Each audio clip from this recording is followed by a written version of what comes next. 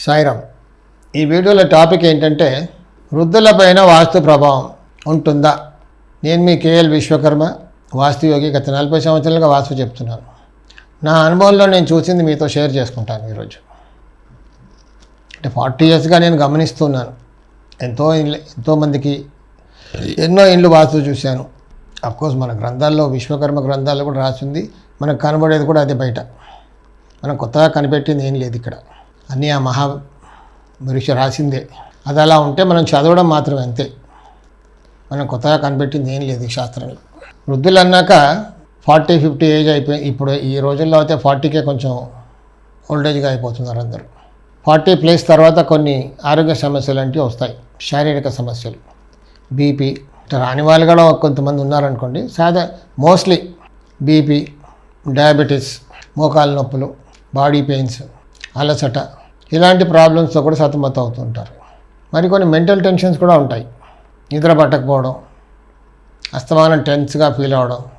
మరి కాస్త ముందుకి 60+ అయిన వాళ్ళకైతే కొన్నిసార్లు కళ్ళు కనబడకపోవడం, మందగించడం, చూపు మందగించడం, క్యాటరాక్ట్ రావడం, చెవులు వినికిడి తగ్గడం, మతిమరుపు రావడం, ఇలాంటి వాటితో బాధపడుతూ ఉంటారు.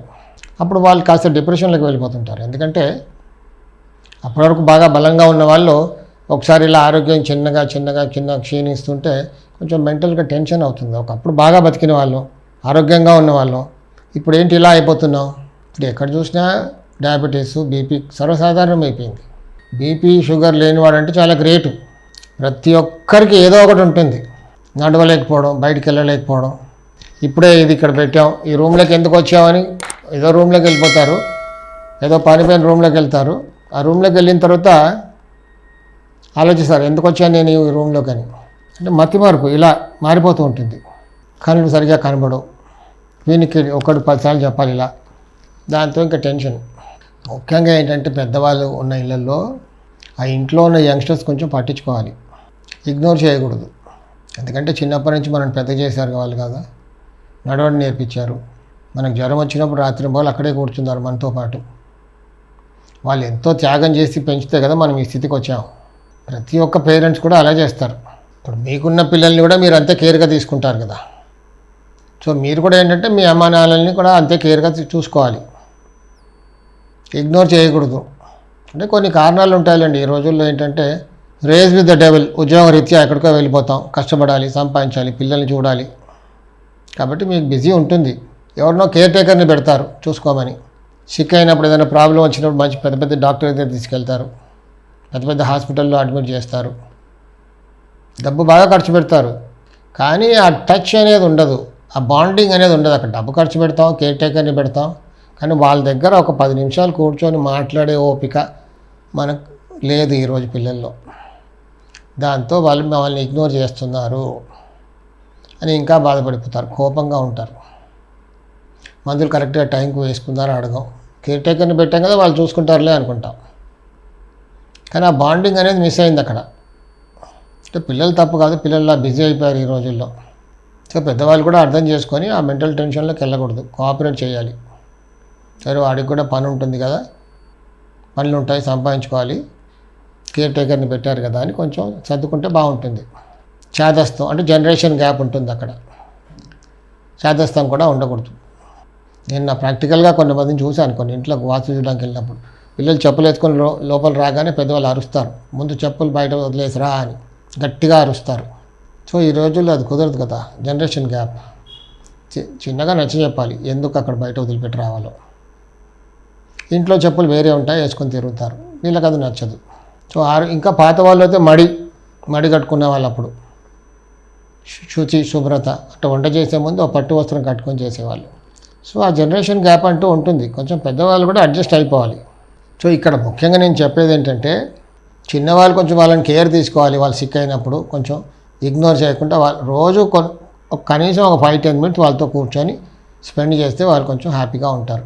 మనం ఎక్కడికైనా ఫంక్షన్కో ఎక్కడికి వెళ్ళినప్పుడు వాళ్ళని కూడా తీసుకెళ్ళాలి. బట్టి మీకు చేత కావట్లేదు ఇంట్లో వదిలేసి పోవద్దు. పోయామనుకో ఇంకా టెన్షన్. సరే ఒక 10 టైమ్స్ వెళ్ళామనుకోండి, ఒక 2 టైమ్స్ అయినా వీళ్ళని తీసుకెళ్తే ఆ బ్యాచ్ వాళ్ళని కలిసి వాళ్ళు కొంచెం సంతోషపడతారు, కొంచెం రిలాక్స్ అవుతారు. కొంచెం సోషల్ సొసైటీ కూడా ఉండాలి. అంటే వాళ్ళకి మందుల కంటే కూడా ఇలా సైకలాజికల్గా చాలా యాక్టివ్ ఫీల్ అవుతారు. దానివల్ల కూడా ఎన్నో రోగాలు కూడా క్యూర్ అయిపోతాయి. సో నేను కోరేది ఏంటంటే యంగ్స్టర్స్ కొంచెం పెద్దవాళ్ళకి కొంచెం టైం ఇవ్వండి. ఒక 5-10 మినిట్స్ రోజు కూర్చొని మందులు వేసుకుందాం అడగండి. టుగెదర్నే చూపించండి, ఆ బాండింగ్ అనేది చూపించండి. నేను డబ్బులు ఖర్చు పెడుతున్నానని కాదు, వాళ్ళేం డబ్బులు అడగట్లేదు నేను. వాళ్ళకి కావాల్సింది ఆ బాండింగ్. ఎందుకంటే నిన్ను కూడా వాళ్ళు అలా వదిలేయలే కదా, పట్టుకునే ఉన్నారు కదా. జ్వరం వచ్చినా ఎక్కడికి వచ్చినా రాత్రి పోలు నీతోనే కూర్చున్నారు. కాబట్టి నువ్వు అంతసేపు ఇవ్వకున్నా కొంచెం అయినా టైం ఇవ్వాలి వాళ్ళకి. సో పెద్దవాళ్ళకు కూడా నేను చెప్పేది ఏంటంటే, ఇప్పుడు అన్నీ కూడా సీనియర్ సిటిజన్స్ హోమ్స్ కడుతున్నారు చాలామంది. అక్కడ అన్ని ఫెసిలిటీస్ ఉంటాయి. సో సేమ్ ఏజ్ గ్రూప్ వాళ్ళు కూడా ఉంటారు. చాలా యాక్టివిటీస్ ఉంటాయి అక్కడ. డాక్టర్స్ ఉంటారు, పీరియాడికల్గా వచ్చి చెకప్ చేస్తుంటారు. ప్రతి రకంగా డాక్టర్స్ అందరూ ఉంటారు. ఊరికే ఏంటంటే పే చేయాలి, ఫుడ్ కూడా వాళ్ళే పెడతారు. చాలా మంచి వచ్చాయి సీనియర్ సిటిజన్స్ హోమ్స్ అని.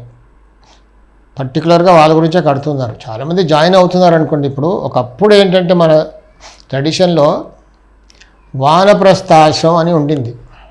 ఒక ఏజ్కి వచ్చాక ఇంకా పిల్లలకు వదిలేసి వానప్రస్థాశ్రమంకి వెళ్ళిపోయేవాళ్ళు పెద్దవాళ్ళు. ఇప్పుడు సీనియర్ సిటిజన్స్ హోమ్స్ కూడా అదే.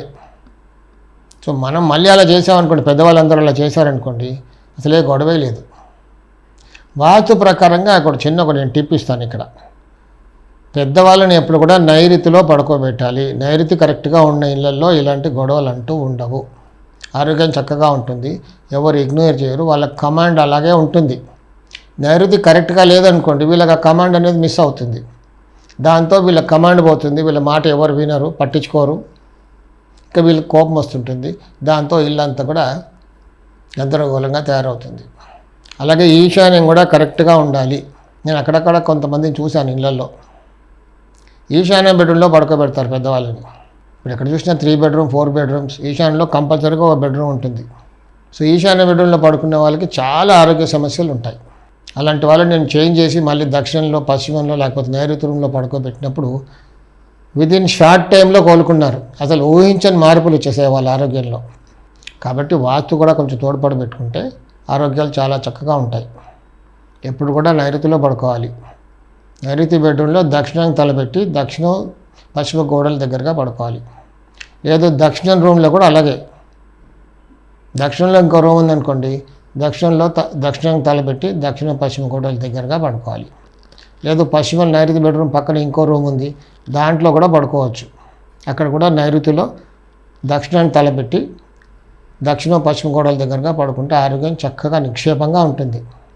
కొంతమంది దక్షిణ బెడ్రూమ్లో పడుకునే వాళ్ళు కూడా సిక్ అవుతుంటారు. ఎందుకంటే ఆ బెడ్రూమ్లో వాళ్ళు ఆగ్నేయంలో పడుకుంటూ ఉంటారు.